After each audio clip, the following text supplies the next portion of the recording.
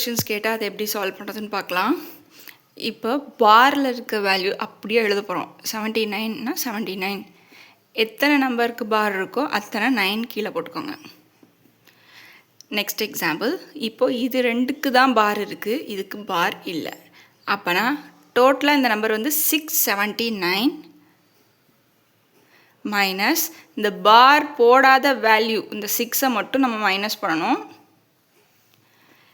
கீழே நம்ம என்ன சொல்லியிருக்கோம், இந்த ஸ்டெப்லேயே பார் இருக்க எத்தனை டிஜிட்டுக்கு பார் இருக்கோ அத்தனை 9 போடணும். இப்போ 2 டிஜிட்டுக்கு பார் இருக்குது, அப்போ 2 தடவை 9 போட்டுக்கிறேன்.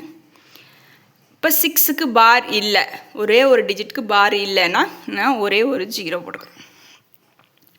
ஓகேங்களா? இப்போ இதுக்கு ஃபைனல் ஆன்சர் என்ன வரும்? 673/990.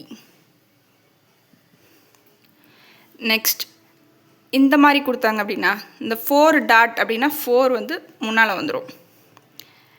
நெக்ஸ்ட் ரெண்டுக்குமே பார் இருக்குது, அப்போ நம்ம அந்த வேல்யூ அப்படியே போட்ட போகிறோம். எத்தனை டிஜிட்டுக்கு பார் இருக்கோ அத்தனை 9. நெக்ஸ்ட் இந்த சம் 4 முன்னாடி இருக்குன்னா நம்ம அப்படியே போட்டுருவோம். இப்போ இது ரெண்டுக்கு தான் பார் இருக்குது. ஸோ 223ல்